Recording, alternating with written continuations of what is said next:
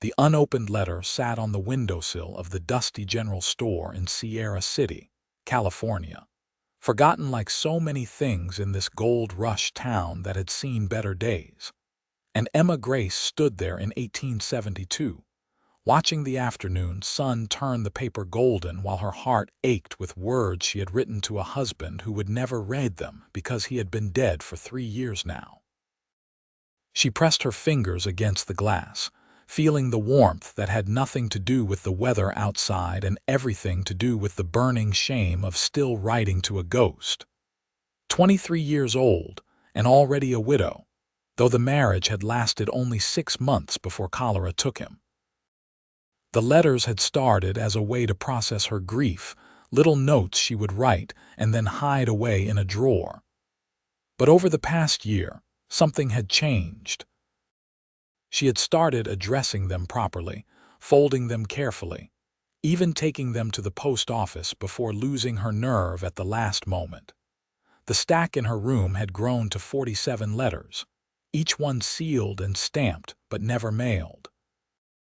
She wrote about her days working at the general store, about the customers who came through with their rough hands and rougher language, about the way the mountains looked when the sun set behind them, about her loneliness that felt like a physical weight pressing down on her chest.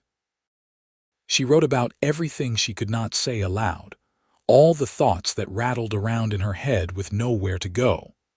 Emma turned from the window as the bell above the door chimed, announcing another customer. The man who walked in was tall and lean, with dark hair that needed cutting and eyes the color of creek water in spring.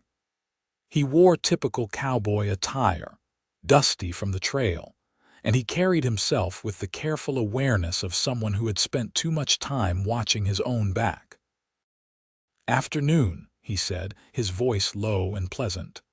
"I am looking for work. Heard there might be ranches hiring around here." "You heard right," Emma replied, smoothing her apron out of habit. "The Donnelly spread is always looking for hands. So is the Robertson place, though I hear they do not pay as well. If you are good with horses, the Parker Ranch might be your best bet." He nodded, studying her face with an intensity that made her look away. "Much obliged. I am Ethan Ellis, by the way." "Emma Grace." "Pleased to meet you, Miss Grace." "It is Mrs. actually, or was. I mean, I am a widow." She felt her cheeks flush at her own awkwardness. Why had she felt the need to clarify? What did it matter to this stranger? Something shifted in his expression, softening. "I am sorry for your loss." "It was 3 years ago. I am fine now." The lie tasted familiar on her tongue. She had said it so many times it almost felt true. Ethan purchased some supplies, beans and coffee and hardtack, the basics a man needed when he was living rough. His hands were calloused but clean, and when he counted out his coins, she noticed he had barely enough to cover the cost. Another drifter passing through, probably. Here today and gone tomorrow, like so many others who chased rumors of work or gold or whatever dream kept men moving through this unforgiving landscape. After he left, Emma found herself thinking about his eyes, the way they had really looked at her, not through her the way most people did. She shook her head at her own foolishness. What was she, a schoolgirl? She had work to do. That evening, back in her small room above the store, Emma sat at her writing desk with a fresh piece of paper before her. The lamp cast dancing shadows on the walls, and outside her window, the sounds of the town settling in for the night drifted up. Laughter from the saloon, a dog barking, someone playing a fiddle badly. She dipped her pen in ink and began to write. "My dearest Thomas, today a stranger came into the store and I found myself noticing the color of his eyes. I felt guilty immediately after, as though I had betrayed you somehow, even though you have been gone so long now. Is it wrong that I sometimes struggle to remember exactly what your voice sounded like? The memory fades a little more each day, like morning mist burning off under the sun. I wonder if you would want me to hold on so tightly to the past, or if you would tell me to let go. I wonder many things I will never have answers to." She continued writing for an hour, filling the pages with her thoughts and observations, the small details of her life that no one else cared to hear about. When she finished, she folded the letter carefully, sealed it in an envelope, and wrote Thomas's name on the front in careful script. Then she placed it with all the others in the wooden box under her bed. 3 days later, Ethan Ellis walked back into the general store.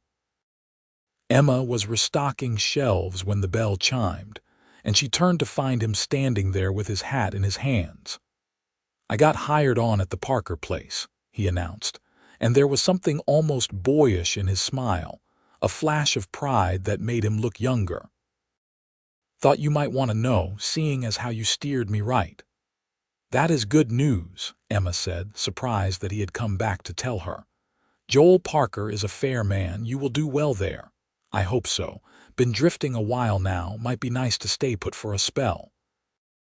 He shifted his weight, seeming suddenly uncertain. "I was wondering if maybe you would have dinner with me sometime. I know a widow woman has to be careful about her reputation, so I understand if you would rather not, but I would surely enjoy the company." Emma felt her heart skip in a way it had not in years. Part of her wanted to say yes immediately, but caution held her tongue. She knew nothing about this man except that he had kind eyes and a nice smile. That was hardly a foundation for anything. "I do not think that would be appropriate," she said softly, "but I appreciate the offer." Disappointment flickered across his face, but he nodded. "I understand. Well, I reckon I will be seeing you around then. I will need to pick up supplies regular like." After he left, Emma stood very still, her hands clenched in her apron. She had done the right thing, the proper thing. So why did it feel like she had just made a terrible mistake? That night, she wrote another letter. "My dearest Thomas, a man asked me to dinner today and I said no. I do not even know why I am telling you this, except that I have no one else to tell. My sister writes from back east and tells me I should marry again, that I am too young to spend my life alone. But how can I explain to her that the thought of opening my heart again terrifies me? You left without warning, without a chance for me to prepare myself, and the pain nearly destroyed me. I do not know if I have the courage to risk feeling that way again." The letters continued, one every few days, sometimes more. Emma poured her heart onto the pages, all the loneliness and fear and tiny moments of hope that she could not voice aloud. The box under her bed grew fuller. Ethan became a regular customer at the store, stopping in weekly for supplies. He was always polite, always respectful, never pushing beyond what Emma seemed willing to give. They talked about safe things: the weather, the latest news from San Francisco, the cattle business. But sometimes their eyes would meet and hold for a moment too long, and Emma would feel something stir inside her that she thought had died with Thomas. One day in early autumn, nearly 2 months after they had first met, Ethan came into the store with a troubled expression. Emma was alone, her employer having gone to Sacramento for the week. "What is wrong?" she asked, concern overriding her usual reserve. "Nothing for you to worry about," he said, but his voice lacked conviction. "Just some trouble with rustlers over at the Parker place. Lost a dozen head last week." "That is awful. Is Joel bringing in the sheriff? For all the good it will do, the sheriff is one man covering too much territory.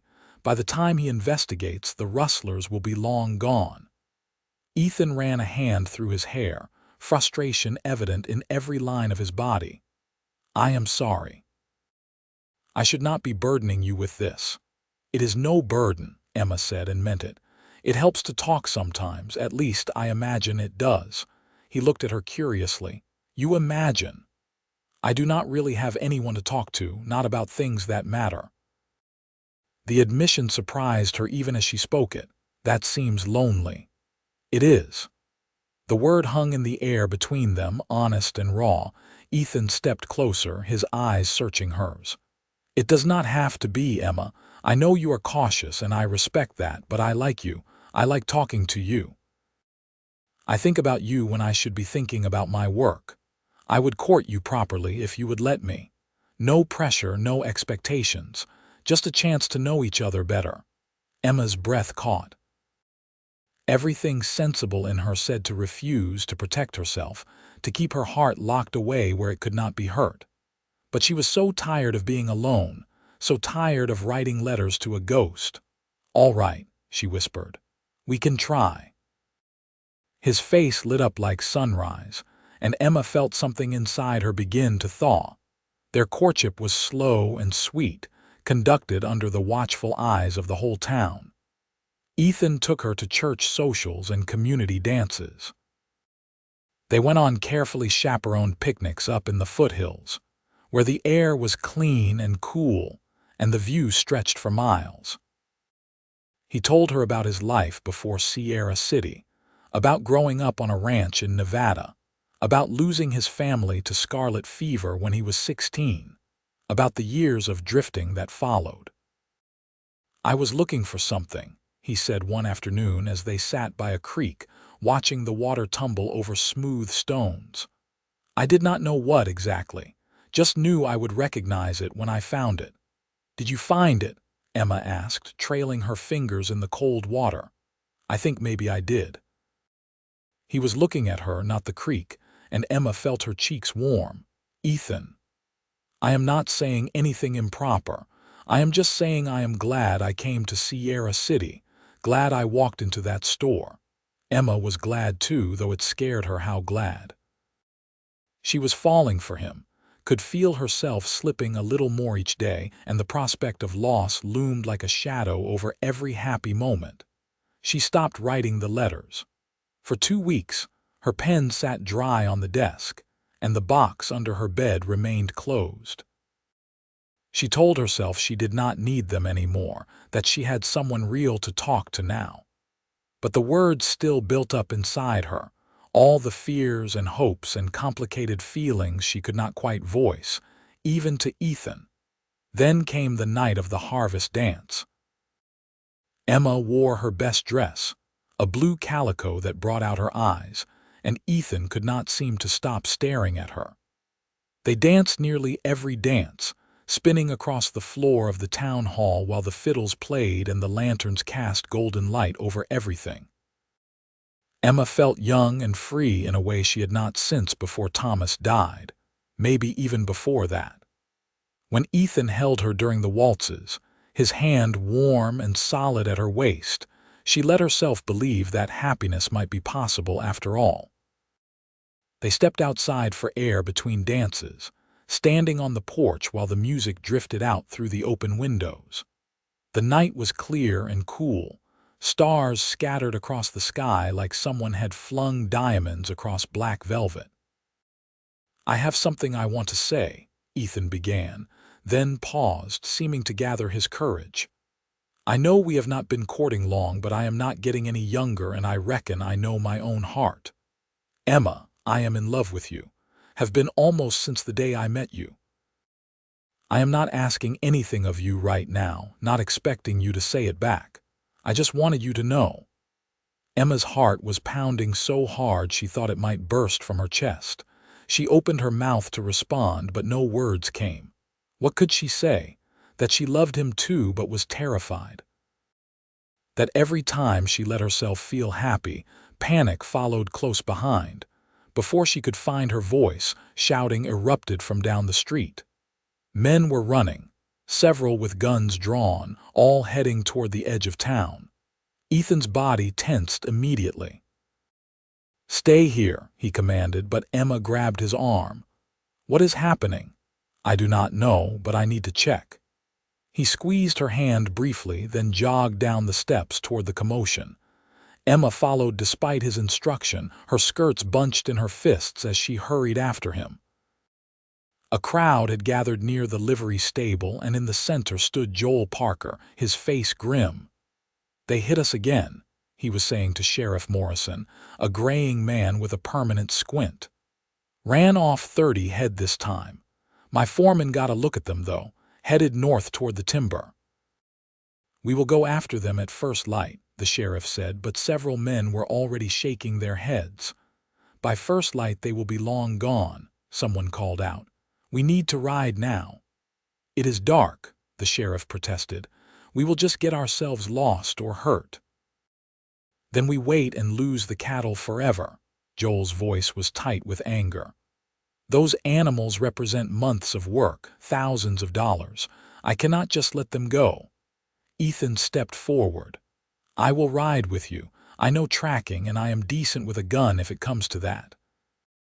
No, Emma said, the word bursting out of her before she could stop it. Every head turned toward her. I mean, it is dangerous. You could be hurt. Maybe the sheriff is right. Maybe morning would be better. Ethan came to her, his expression gentle but determined. I have to go, Emma. It is my job, and Joel has been good to me. I will be careful, I promise. You cannot promise that. You do not know what will happen out there. Her voice was rising, panic clawing at her throat. She could feel everyone staring but could not seem to stop herself. Please, Ethan, please do not go. He cupped her face in his hands, right there in front of the whole town. I will come back to you. I swear it. But Thomas had left in the morning expecting to come home that evening and never did. Death did not care about promises or plans or all the tomorrows you thought you had. Emma, breathe, Ethan said softly, and she realized she was gasping, tears streaming down her face. When had she started crying? I cannot lose you, she whispered. I cannot go through that again. Understanding dawned in his eyes. Is that why you have been holding back? You are afraid I will die like Thomas did, she nodded, unable to speak past the lump in her throat. Listen to me. His voice was low and urgent, meant for her ears alone despite the crowd around them. I cannot promise I will live forever. None of us can. But I can promise that I will fight with everything I have to come back to you, tonight and every night after. Do not let fear rob us of what we could have together, Emma. Do not let it win. Then he kissed her, quick and hard and desperate, and before she could respond he was gone, swinging up onto his horse with a fluid grace that spoke of years in the saddle. She watched him ride out with 6 other men, their torches bobbing in the darkness like fireflies, until they disappeared into the night. Emma stood frozen in the street long after the crowd had dispersed, her lips still tingling from that brief kiss, her heart a tangled mess of love and terror. Finally, Mrs. Henderson, who ran the boarding house, came and gently led her home. They will be fine, the older woman said as she settled Emma into her room. Men chase rustlers all the time out here. It is just part of life. But Emma knew too well how quickly life could turn to death. She did not even try to sleep. Instead, she sat at her desk and began to write. My dearest Thomas, I am so sorry. I know I have been writing to you for years, pouring out my heart as though you could somehow hear me across the divide between the living and the dead.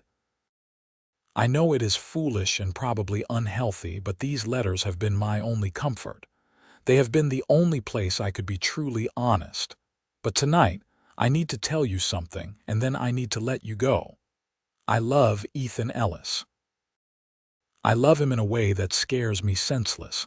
Love him enough that the thought of losing him makes me feel like I am being torn apart. You were my first love, Thomas, and I will always treasure what we had. But Ethan is my second chance, and I think you would want me to take it. I think you would want me to be happy. So this is goodbye. Thank you for the 6 months we had. Thank you for teaching me what love felt like. I'm going to put these letters away now and stop hiding behind them. I am going to live my life, even though it terrifies me. Even though I know how much it will hurt if I lose him, because Ethan was right. I cannot let fear win. She sealed the letter and placed it with all the others, then slid the box back under her bed. She did not know if she would ever open it again. Dawn came gray and cold, fog rolling down from the mountains to blanket the town in damp silence. Emma stood at her window, watching the street below, waiting. Her whole body felt tight as a bowstring, every muscle tensed against the possibility of bad news. The sun was fully up, burning away the fog when the riders finally came back into town. Emma ran down the stairs and into the street, not caring that she was still in her nightgown with only a shawl thrown over her shoulders. She counted them frantically. 7 had ridden out. 7 were coming back. Ethan saw her and spurred his horse into a trot, closing the distance between them. He looked exhausted, dirt-smeared and hollow-eyed but whole. Alive. He slid down from the saddle and Emma threw herself into his arms, not caring who saw or what anyone thought. She buried her face against his chest and felt his heart beating steady and strong. "I told you I would come back," he murmured into her hair. "Did you catch them?" Her voice was muffled against his shirt. "We did. They had not gone as far as we thought. We recovered most of the cattle and turned the rustlers over to the sheriff from the next county. It is done." She pulled back just enough to look up at him. "I love you. I should have said it last night. I love you, and I was so scared you would die before I got the chance to tell you." His smile was tired but radiant. "Say it again." "I love you, Ethan Ellis." "I love you too, Emma Grace. I want to marry you. I want to wake up next to you every morning for the rest of my life. Will you have me?" "Yes," she said, laughing and crying at the same time. "Yes, I will marry you." He kissed her there in the middle of the street while the early morning shopkeepers watched and smiled. Emma felt like she was flying, like the weight she had been carrying for 3 years had finally lifted. She was not betraying Thomas by loving again. She was honoring the time they had had by refusing to waste the time she had left. They were married 6 weeks later in the small church on the edge of town. Emma wore a new dress made of cream-colored satin that Mrs.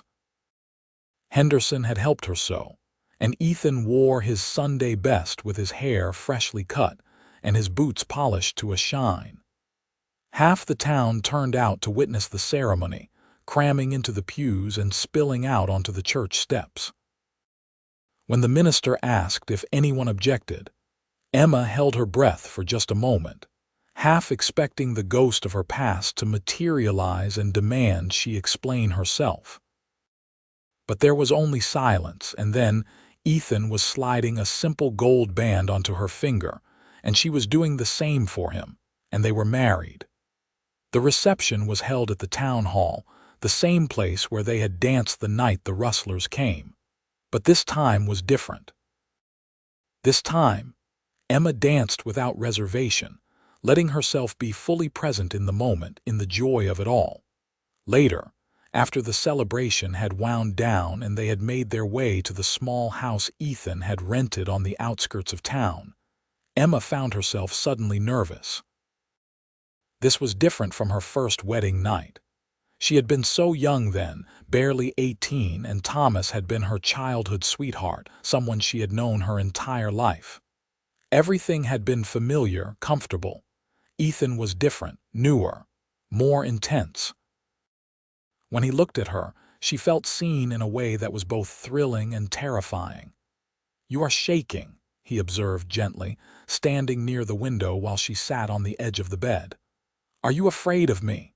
"No, not of you, just nervous, I suppose." He came and knelt in front of her, taking her hands in his. "We do not have to do anything tonight except sleep. I am not going to rush you, Emma. We have the rest of our lives." The tenderness in his voice made her eyes sting with fresh tears. "I want this. I want you. I am just not used to feeling so much. I know. I am not either, if I am being honest. I have never loved anyone the way I love you. It is a little overwhelming." She cupped his face, studying the lines and angles that had become so dear to her. "I stopped writing the letters."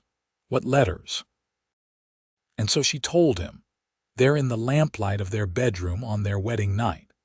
She told him about the grief that had nearly swallowed her whole, about the letters to Thomas that had started as therapy and become a crutch, about the box under her bed that contained years of unspoken feelings.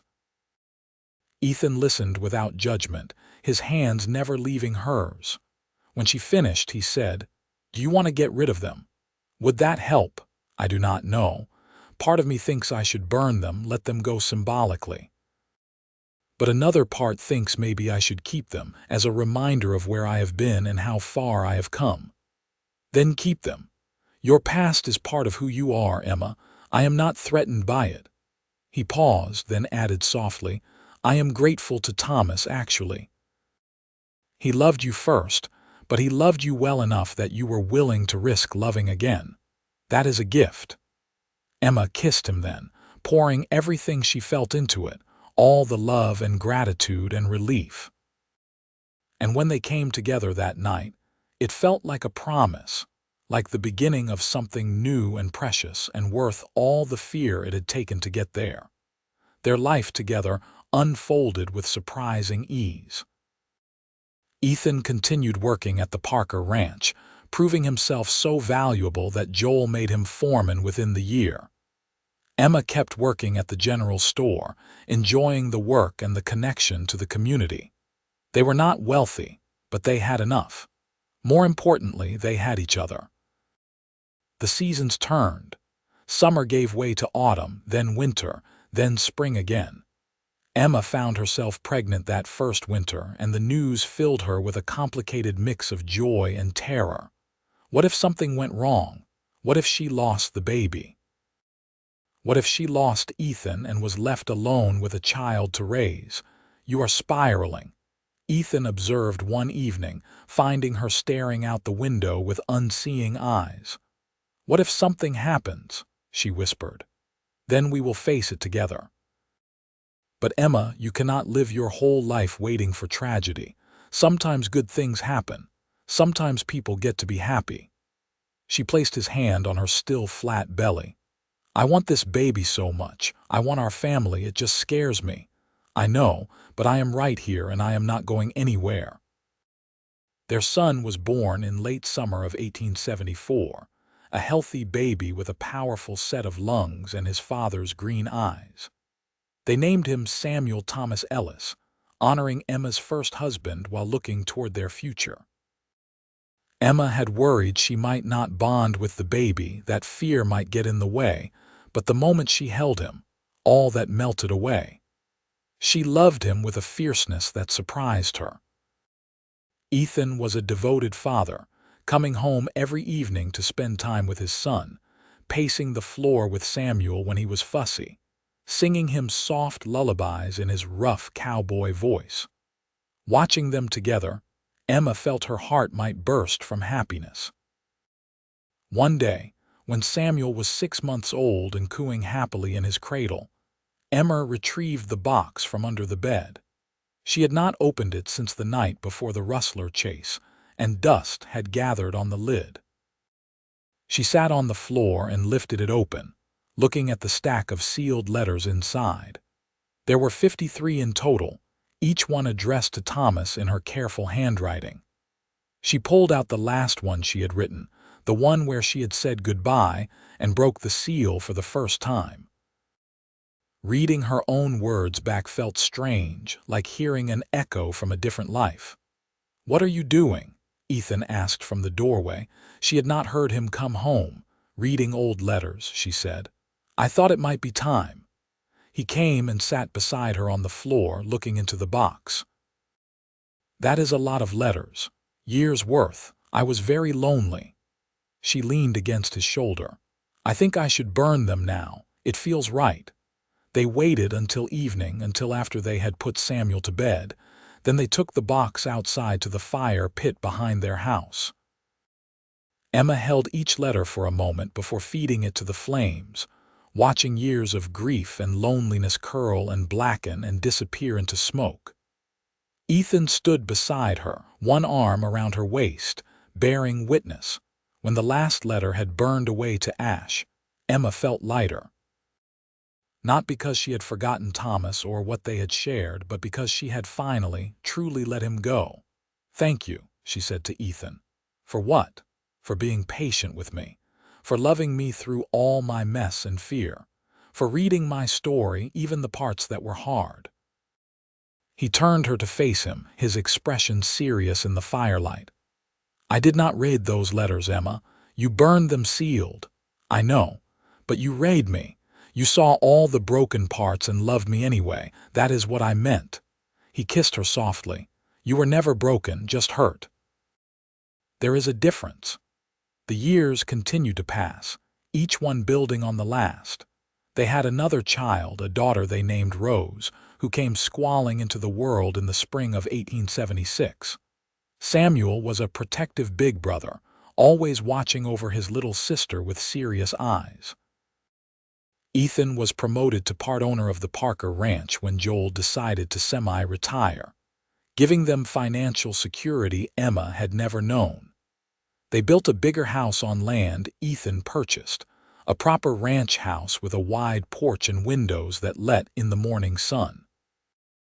Emma planted a garden, growing vegetables and flowers, taking pride in watching things grow under her care. Life was good, better than she had ever thought possible during those dark years after Thomas died. But it was not perfect, because life never is. There were arguments and disagreements, times when money was tight, nights when the children were sick and she and Ethan took turns pacing the floor.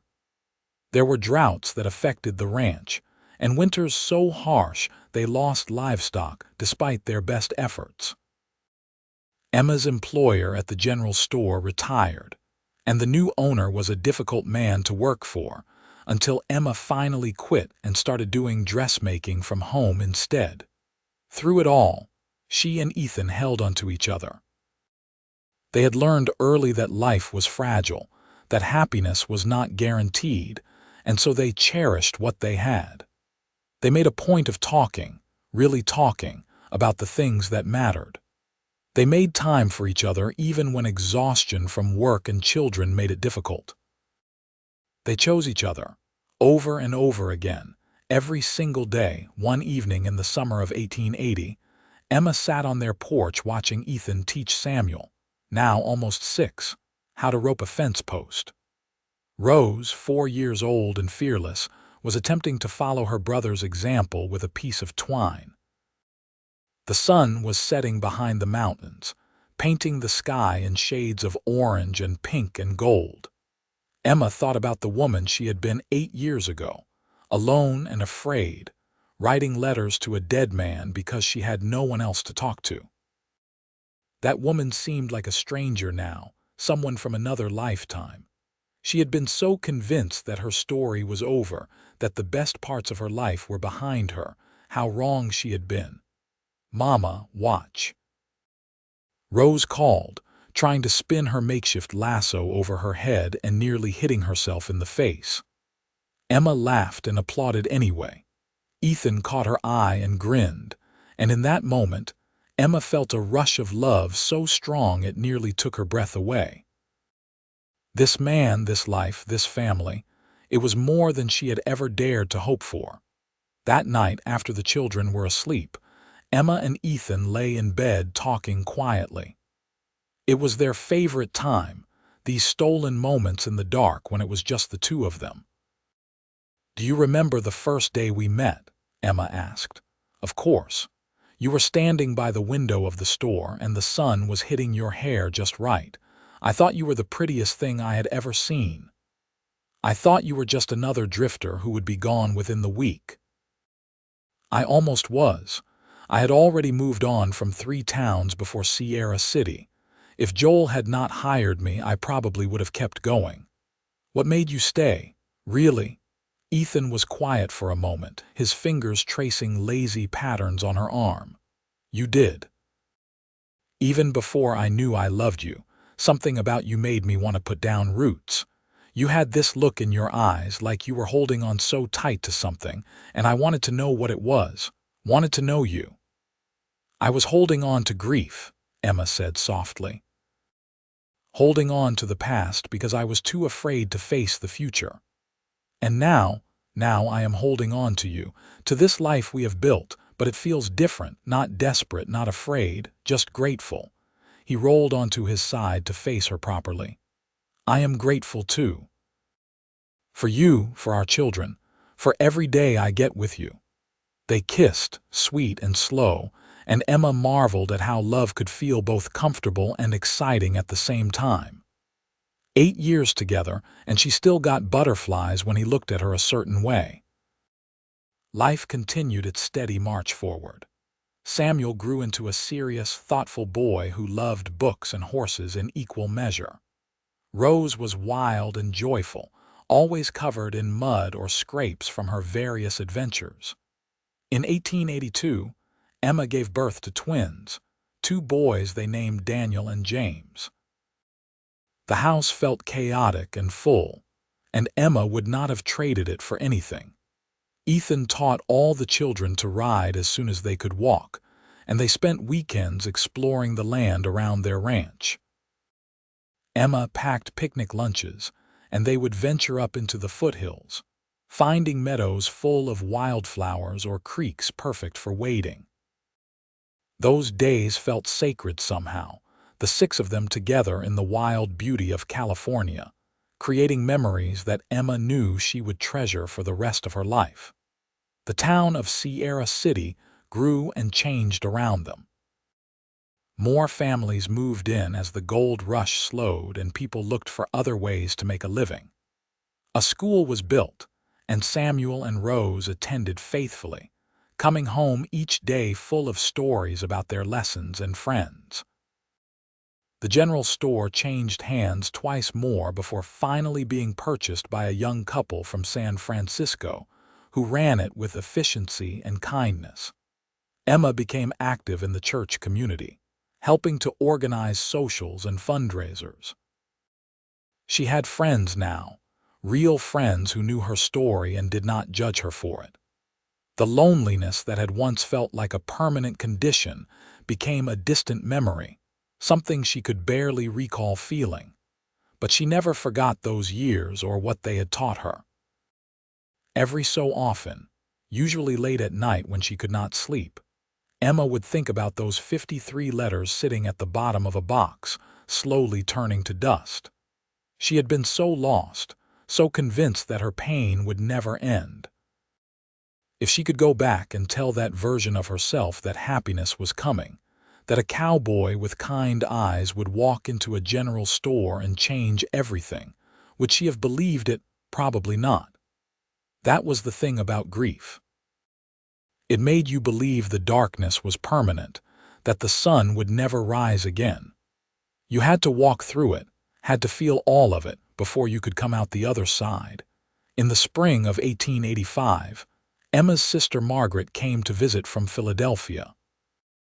They had not seen each other in over a decade, maintaining their relationship through letters but never finding the time or money for a visit. When Margaret stepped off the stagecoach, Emma almost did not recognize her. She had gotten older, grayer, her face lined with years of living. "Look at you," Margaret said, holding Emma at arm's length to study her properly. "You look happy, truly happy." "I am," Emma replied and meant it completely. Margaret stayed for 2 months, getting to know Ethan and the children, marveling at the life Emma had built in this rough western town.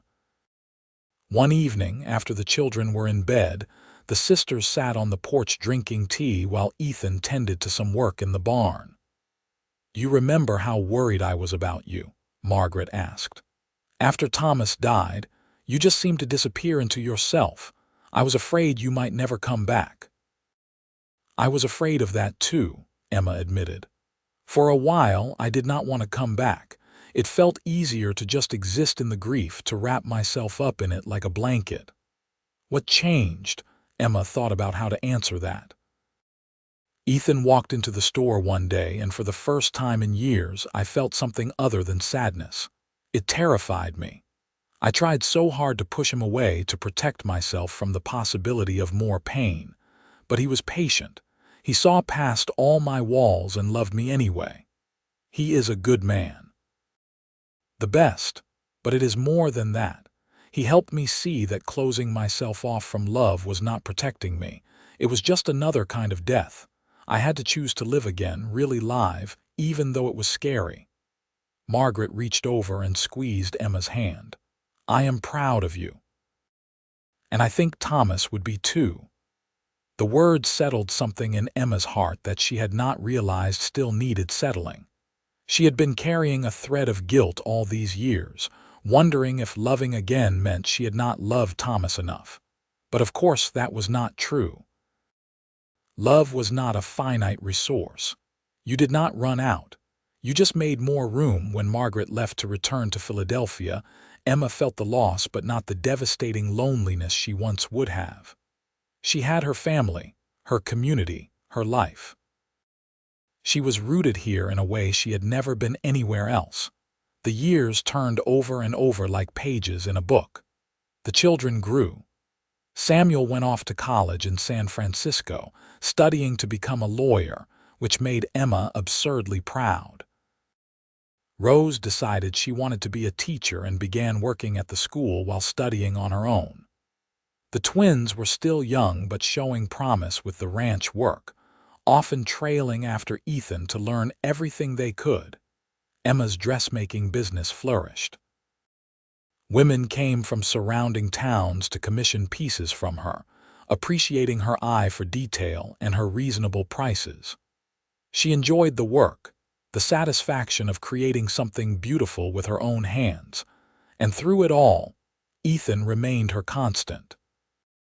They aged together, his hair going gray at the temples, lines appearing around her eyes and mouth. Their bodies became familiar landscapes to each other, known and loved in all their imperfection. They made love less frequently than in the early days, but with no less passion, finding that desire could deepen even as it changed shape. They talked about everything and nothing, processing their days together in the quiet hours after the children were asleep. They argued sometimes, because two strong-willed people sharing a life would always find things to disagree about. But they had learned how to fight fair, how to disagree without wounding. They danced in their kitchen when no one was watching, Ethan humming old songs while Emma laughed and let him spin her around. They took long rides on Sundays, just the two of them, recreating those early courtship days when they were still learning each other. They built a life that was rich in all the ways that mattered. In 1890, Emma turned 41. Ethan threw her a surprise party, inviting half the town to celebrate. Emma stood in her living room surrounded by friends and family, by all these people who had become her community, and felt overwhelmed with gratitude. Samuel had come home from San Francisco with a young woman he was courting, a smart, sharp-tongued girl named Catherine, who Emma liked immediately. Rose was in deep conversation with the new schoolteacher, a young man who had just moved to Sierra City and clearly found Rose fascinating. The twins were running wild with the other children, their laughter ringing through the house. And Ethan stood across the room watching her with such love in his eyes that Emma felt her breath catch. After all these years, he could still do that to her. Later, after everyone had gone home and the house was quiet again, they lay in bed together. "Did you have a good birthday?" Ethan asked. "The best. Thank you for planning all that. You deserve to be celebrated." He pulled her closer, his hand resting on her hip. "I have been thinking about something." "What?" "Do you ever wonder what your life would have been like if I had just passed through Sierra City like all those other towns? If I had never stopped, never walked into that store?" Emma considered the question seriously. "I think I would have survived, eventually. I am stronger than I gave myself credit for back then. But I would have been lonely. I would have missed out on all of this, on you and our children and this life we have made. So I am grateful you stayed. I am grateful I stayed too. Best decision I ever made." "Even better than making me your wife," he laughed. That was the same decision, really. I stayed because of you, then courted you, then married you. It was all one continuous choice to build a life with you. Emma turned in his arms so she could see his face in the moonlight coming through the window.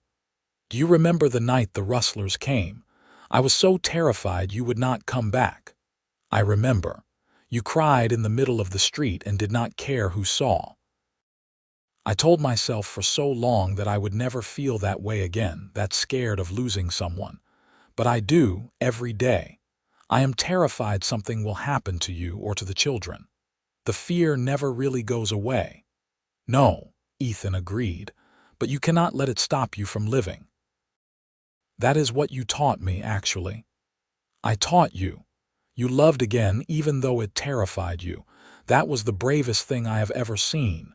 It taught me that courage is not the absence of fear. It is loving anyway, living anyway, choosing joy even when you know how much it could hurt to lose it.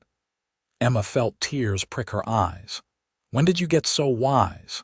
I have always been wise.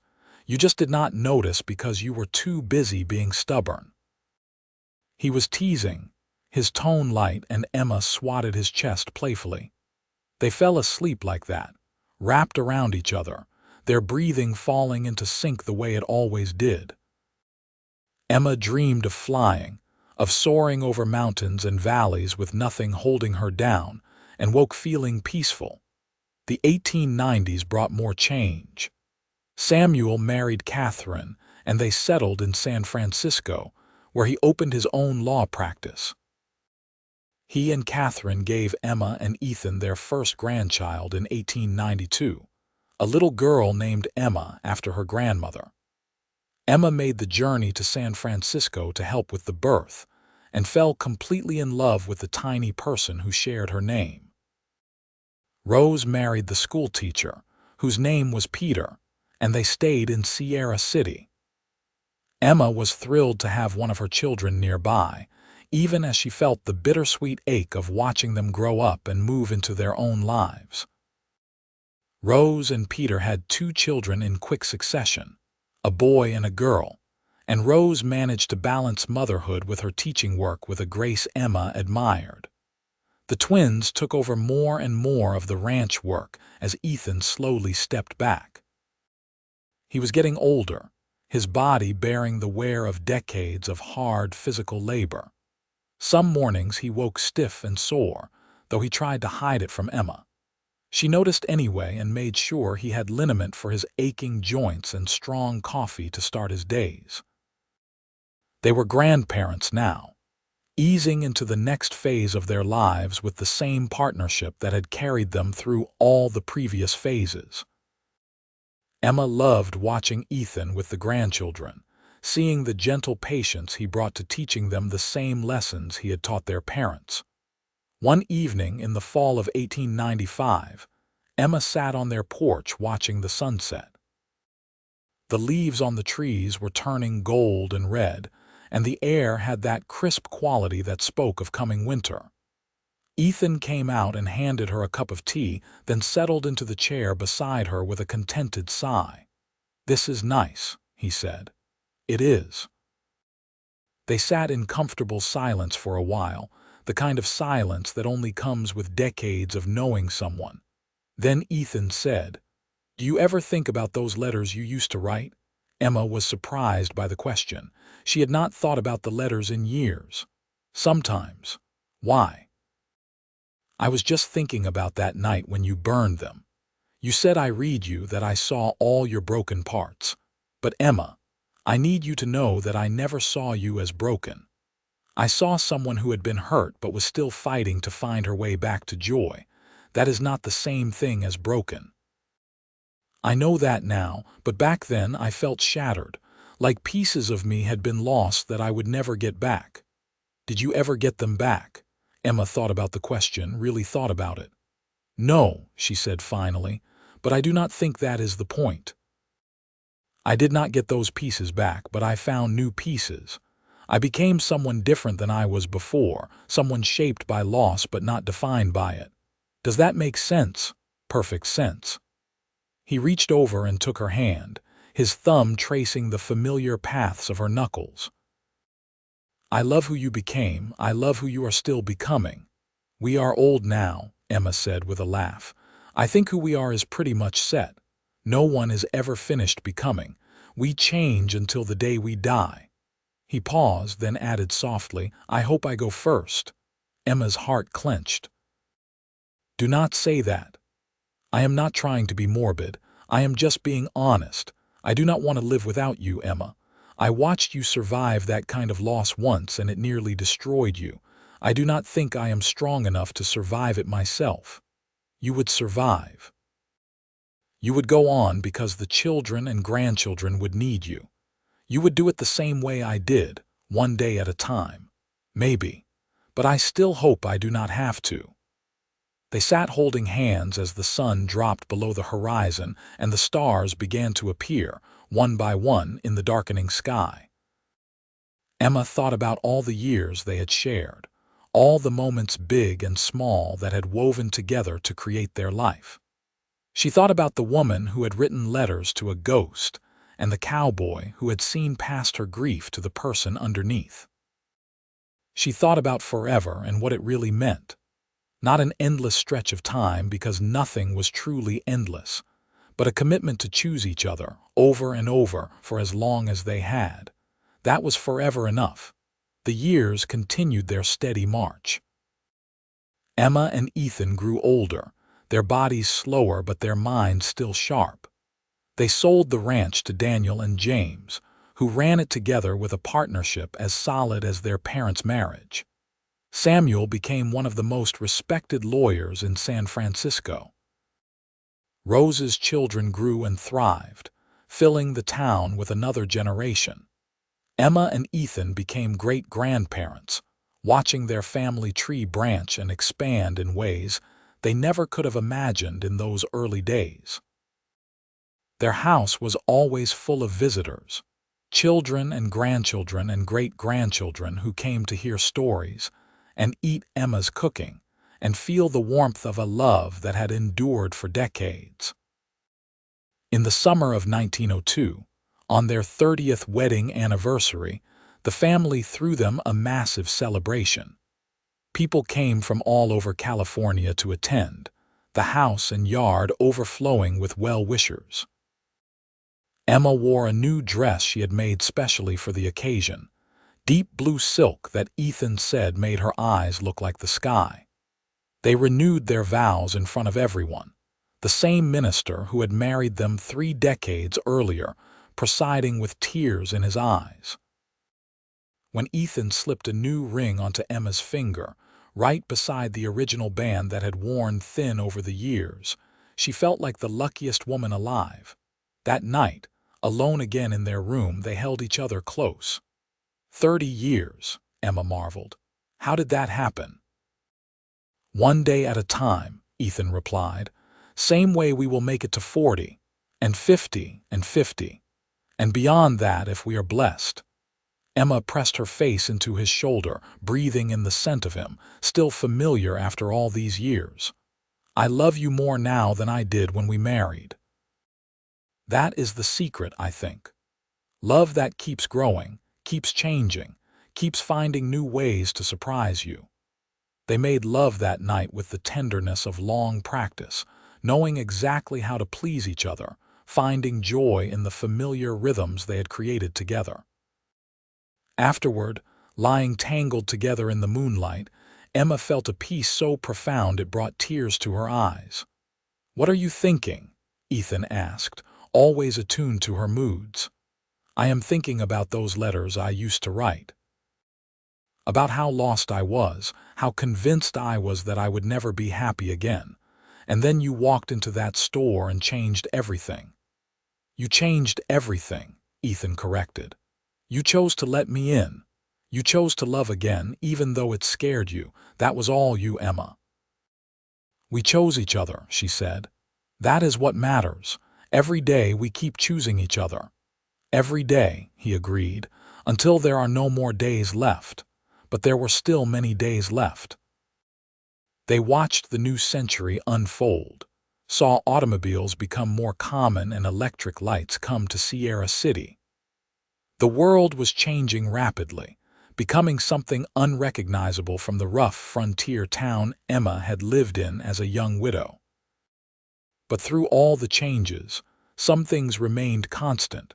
Family, love, the mountains standing eternal against the sky. Ethan's health began to decline in 1905.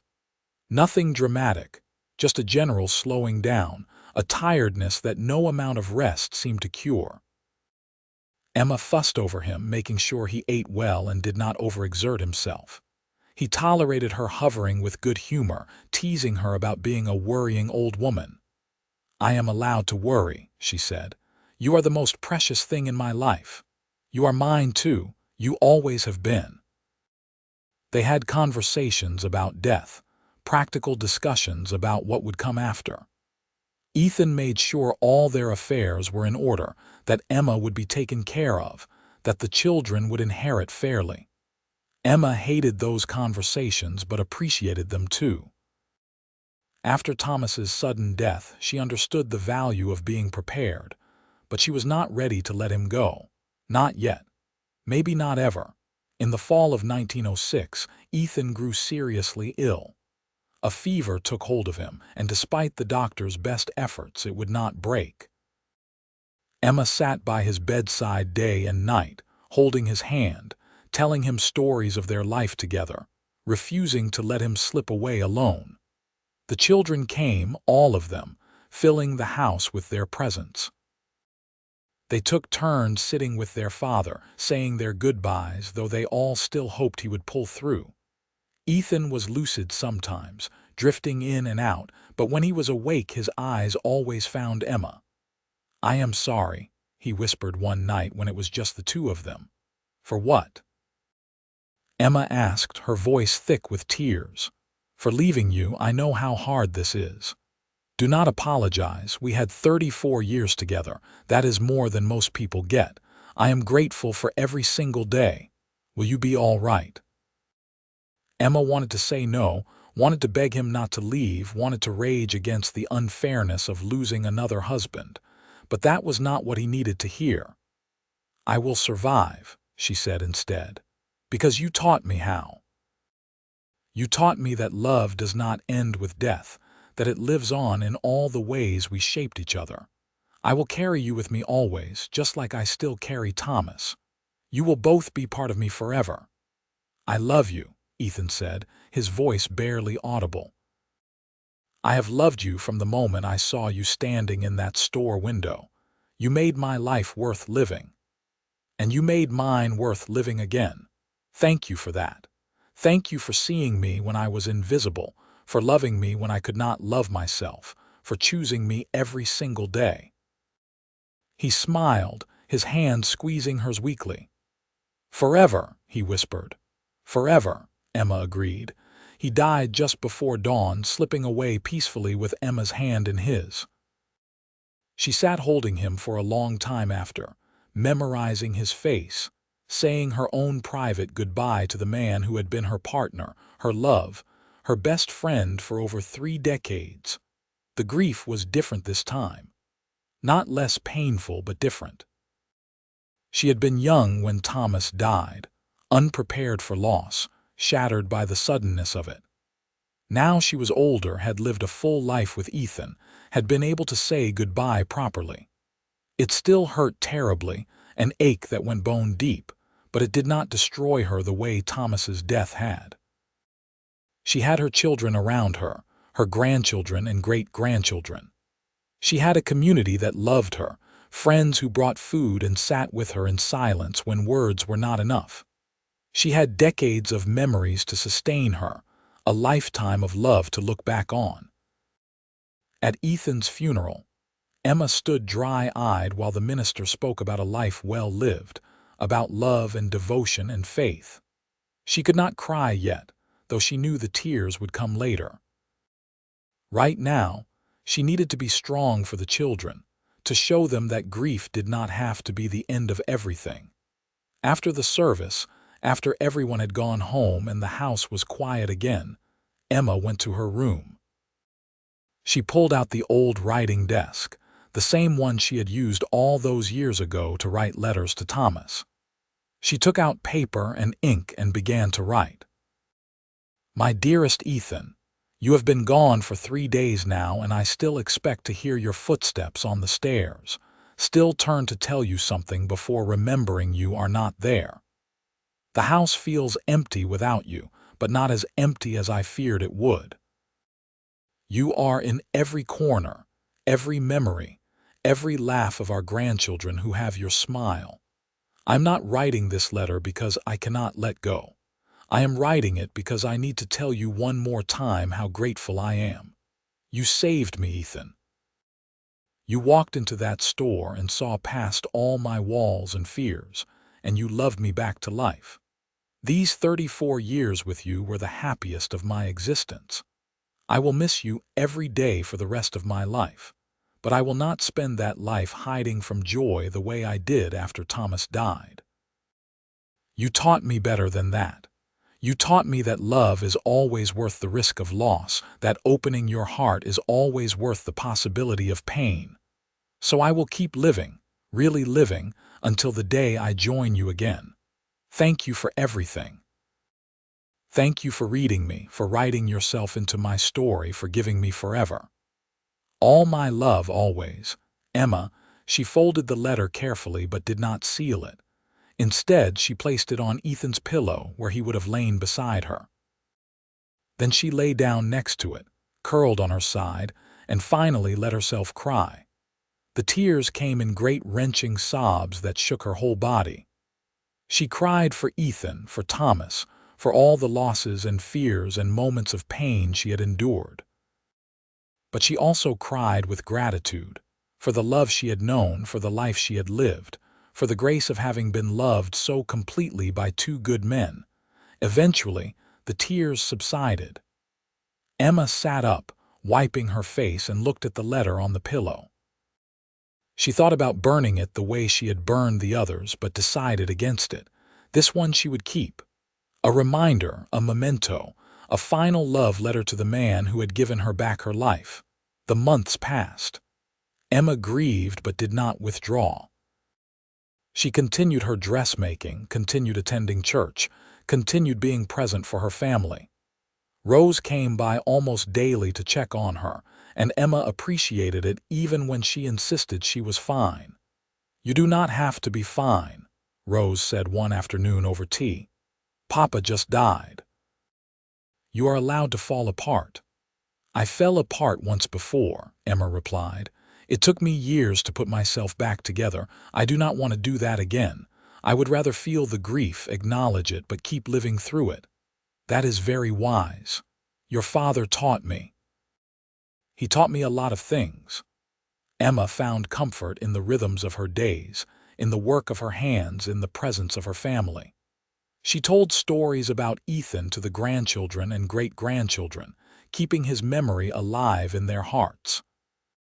She visited his grave every week, bringing flowers, talking to him about her life.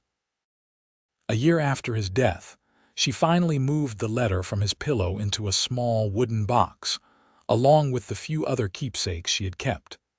His wedding ring, a lock of his hair, a photograph of the 2 of them on their 30th anniversary. She placed the box on her dresser where she could see it every day. Life continued. Emma grew older, her hair going completely white, her movements slower. But her mind stayed sharp and her heart stayed open. She lived to see great-great-grandchildren born, to see the automobile completely replace the horse and buggy, to see Sierra City grow from a rough mining town into a proper settled community. People sometimes asked her the secret to a long life, and she always gave the same answer: love freely, forgive quickly, and never be afraid to start again. She told them about writing letters to a ghost and how a cowboy had read her story in her eyes and written himself into it. She told them about choosing joy even when it was scary, about loving even when you knew how much it could hurt. On a warm summer evening in 1915, Emma sat on her porch watching the sunset, just as she had done thousands of times before. She was 86 years old now, her body worn but her spirit still strong. Rose's daughter sat with her, pregnant with her first child, asking Emma about her life. "Tell me about how you and Grandpa fell in love," the young woman said, and Emma smiled. "Which grandpa?" she asked gently. "Both of them, I suppose. I want to know all of it." So Emma told the story, all of it, holding nothing back. She told about Thomas, about the letters, about the grief that had nearly swallowed her whole. She told about Ethan walking into the store, about their slow courtship, about learning to love again. She told about 34 years of marriage, about raising children and building a life, about choosing each other every single day. "That is the most romantic thing I have ever heard," the young woman said, tears in her eyes. "To be loved like that once would be a blessing, but twice, you were so lucky." "I was," Emma agreed. "But it was not just luck. It was work and choice and courage. Love is always a risk. The question is whether you are brave enough to take it." As the sun set and the stars began to appear, Emma felt a peace settle over her. She had lived a full life, had loved and been loved, had created a family that would carry on long after she was gone. She had learned that grief does not end. It just changes shape, becoming part of the landscape of your life rather than the whole of it. She had learned that you could honor the dead without being haunted by them, that you could remember without being trapped in the past.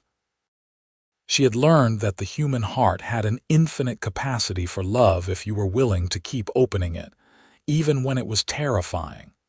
Most importantly, she had learned that her story had not ended when Thomas died. It had just been interrupted, waiting for the next chapter to begin. And when Ethan walked into that store, when he read all the unspoken words in her eyes and wrote himself into her narrative with tenderness and patience, her story had blossomed into something more beautiful than she ever could have imagined. The letters she had written to nobody had been read after all, not by their intended recipient, but by someone who understood what she really needed to say. And he had written back not with words on paper, but with his presence, his devotion, his unwavering commitment. He had written back with forever. Emma Grace lived 3 more years, surrounded by family, sustained by love, carrying both her husbands in her heart until the day she drew her last breath in her sleep at the age of 89. At her funeral, her children and grandchildren and great-grandchildren and great-great-grandchildren filled the church to overflowing, all of them there, because 2 people had been brave enough to love again. They found the wooden box on her dresser after she died, and inside it, they found Ethan's wedding ring, the photograph, the lock of hair, and the letter. Rose read it aloud to the family, her voice breaking, and when she finished there was not a dry eye in the room. "She never gave up on love," Rose said softly. "Even when it hurt, even when she was scared, she kept choosing it. That is what I want to remember about her. Not the grief or the fear, but the courage. The absolute courage it took to keep opening her heart." They buried Emma next to Ethan, their graves side by side under a large oak tree, and on the shared headstone they engraved, "She wrote her heart to ghosts. He wrote his life to her. Together they wrote forever." The box with the letter and Ethan's ring, and all the other keepsakes, was passed down through the family, generation after generation, along with the story of the woman who wrote letters to nobody and the cowboy who read them all and wrote back with forever. It became a family legend, a reminder that love was always worth the risk, that courage could look like vulnerability, that the bravest thing you could do was let someone see your broken places and trust them not to cut themselves on the edges.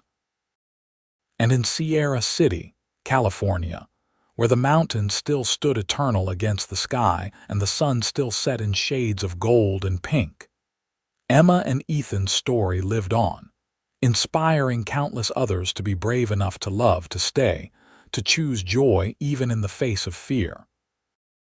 Their forever had ended, as all forevers eventually must, but the love they had built together, the family they had created, the example they had set that lived on, rippling out through time like circles on water, touching lives they would never know, proving that true love, the kind that sees you fully and chooses you anyway, the kind that reads between the lines and writes itself into your story, that kind of love really does last forever.